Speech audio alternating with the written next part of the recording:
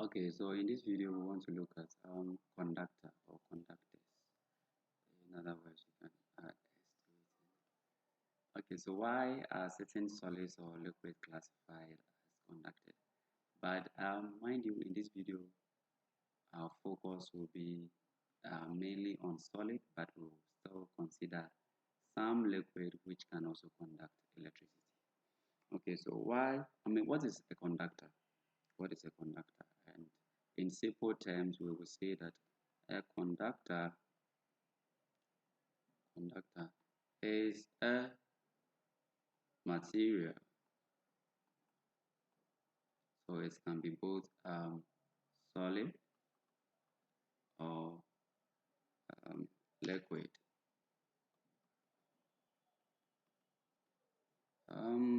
Which allows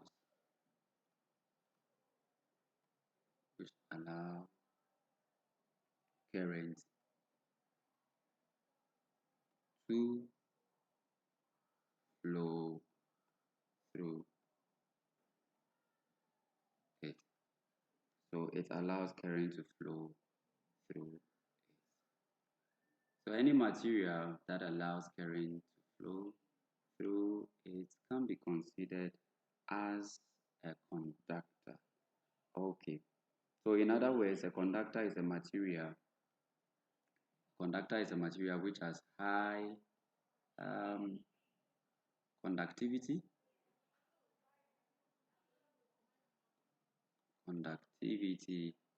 and it has a very low resistivity. That is the force that opposes the flow of current. Okay, so in basic terms, this is what we call a conductor. Okay, so let's look at some examples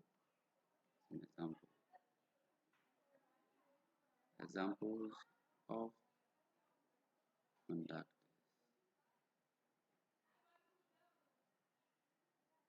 Okay, so example is number one, we have metal. So most metals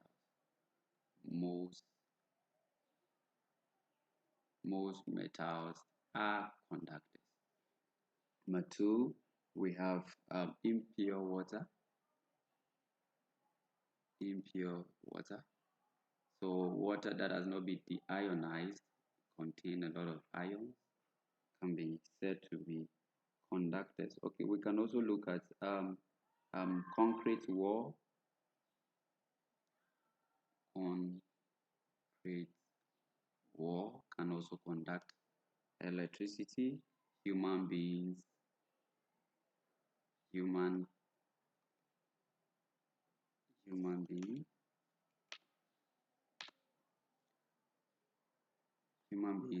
also conduct. There's a whole lot of them, so these are just a few, and I can also talk of lastly electrolytes. These are all examples of conductors. Okay, so we want to look at in certain fluid which can conduct. So as you can see, impure water and electrolytes are all conductors. So how does this conduct electricity? And the reason is that they contain charge carriers. So in solids,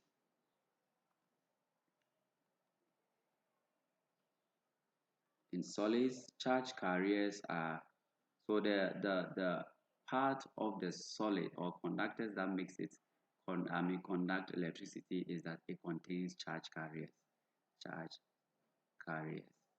So in solids, charge carriers are electrons.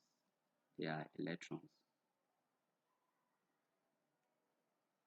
That is in solid. And in fluid or liquids,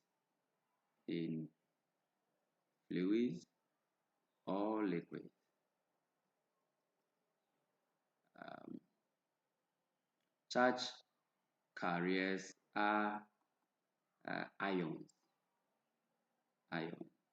So that is both anion and then cation. Both anion and cation. So these are the charge carriers that makes it possible for fluids to conduct electricity. So example is when you have aqueous H2SO4, aqueous H2SO4, so aqueous over here. And when you dissociate it, when you dissolve it in a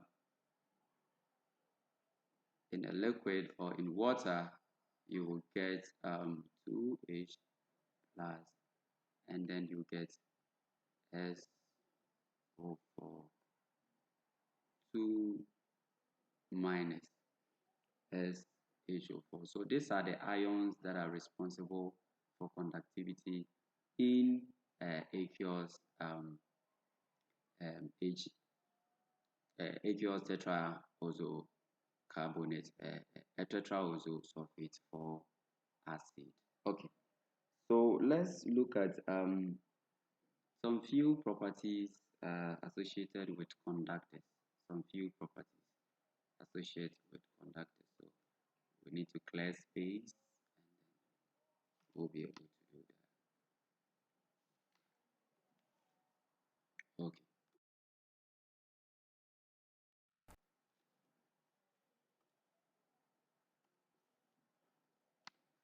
Okay, so some properties of conductors. Number one, let's choose different. Okay. Number one, conductors have high electrical conductivity and low electrical resistivity. So they have high electrical conductivity and low electrical resistivity, as I stated earlier. Okay, so that is one. Number two, conductors have charge carriers. Free electrons are the charge carriers in solid, and then ions and cations are the charge carriers in aqueous conductors. So, or liquids. So, two, conductors have, so conductors have charge carriers. So, in solid,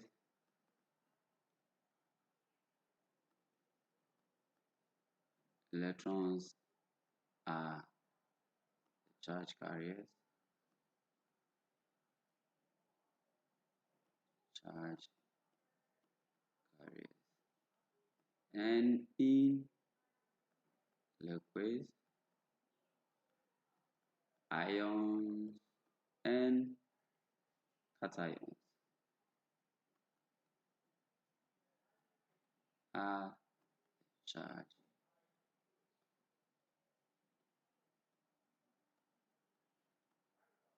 carriers. Good.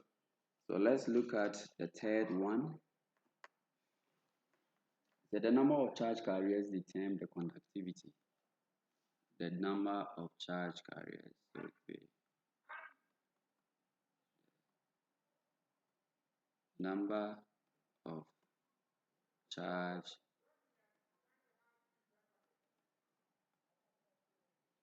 carriers. Sorry. The number of charge carriers determines conductivity.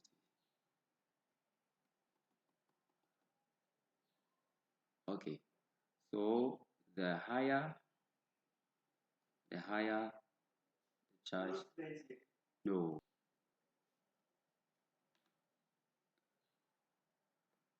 Okay, so let's use different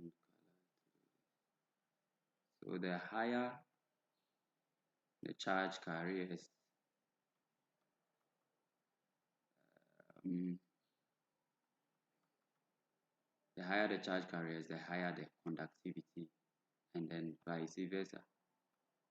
Conductivity. So if the charge carriers are very low, conductivity also becomes very low. So that is it for. So that's one of the property of conductor. Number 3 or number 4, that is on my notes. This is the last one. This is the last one.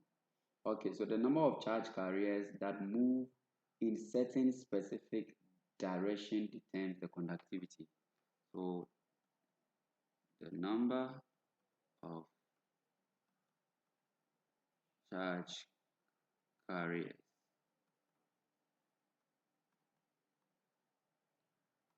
that move in a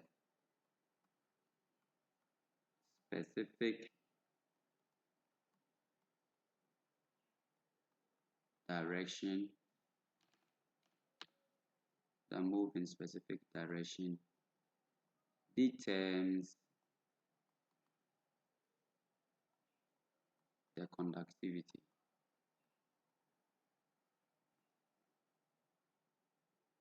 Okay, conductivity. Okay, so if you have let's use this as an example, a solid material and electrons are all going in this direction. Electrons are all going in this direction.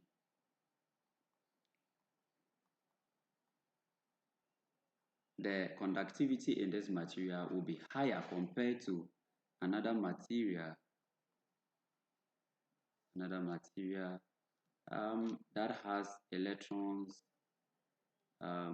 going in different directions. So you have electrons um, going in different direction.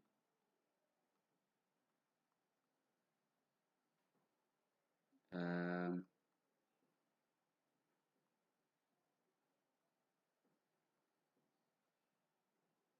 so as you can see, the electrons are going in different directions, and when it happens, conductivity is very low. Conductivity is very, very, is very low. Conductivity is very low. Why? Because all the electrons are going in different directions. So you have only few electrons that are going in a specific direction, which will enhance conductivity. But in this case, you have almost all the electrons, so high or yeah, electrons going in one direction, and it ensures that conductivity is very, very high. Okay, so last thing we would look at under conductors or conductor is how energy bands are arranged in conductors. So we clear and then we'll start again. So energy band under conductors.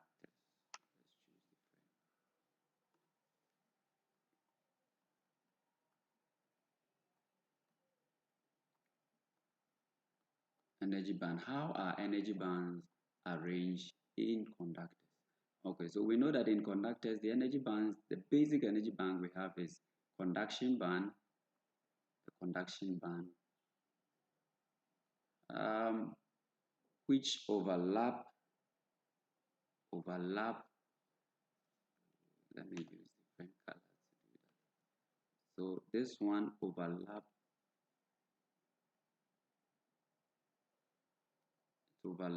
with the valence band. So the conduction band overlap with the valence band, and you have your conduction band partially filled or um, 1/3 or 2/3 filled. So here partially, in some conductors partially or fully filled. and then you have your valence band. So this is the conduction band, and this is the valence band, and they overlap, they overlap, they overlap.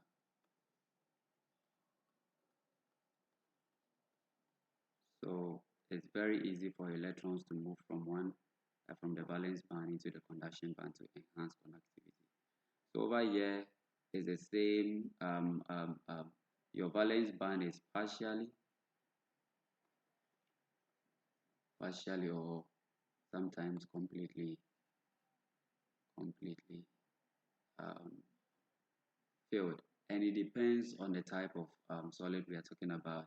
Why is here partially filled or fully filled, and here to partially filled or fully filled? Okay, at normal temperature, let's say at room temperature, that is 25 degrees Celsius, to let's take it as a range, 30 degrees Celsius. There are a lot of electrons found in the conduction band, which ensures that this type of solid conduct electricity at room temperature. So it means that most of the electrons in the valence band has broken off and has become free, and therefore exist in the conduction band. So here become partially filled, not fully filled, but in most cases, in some few cases, you have them fully filled. And when here is fully filled, that means here will be partially filled. But in some other cases too, since not every electron can break away, that one for sure. Not every electron can break away. So you have some electrons that are engaged in bonding, and so can exist over here. But when temperature increases, it can also break off and get into the conduction band. So in conductors, there are no forbidden gap, there are no forbidden gap, and so there is no band energy. The energy that it requires for electrons to move from this um, um, um, energy band to this one. So you see here they overlap. So there's no that wide gap for it to. Okay, so that is it for this video. We've looked at some few things, some properties of conductors. We've looked at energy band and how they are arranged in conductors. And then we've actually looked at examples and then what a conductor is. If you find this video helpful, please subscribe. Gives you the thumbs up to make it visible for others to watch or to study. And you can hit the notification button to make so that you can watch my videos anytime I upload new videos. Thank you.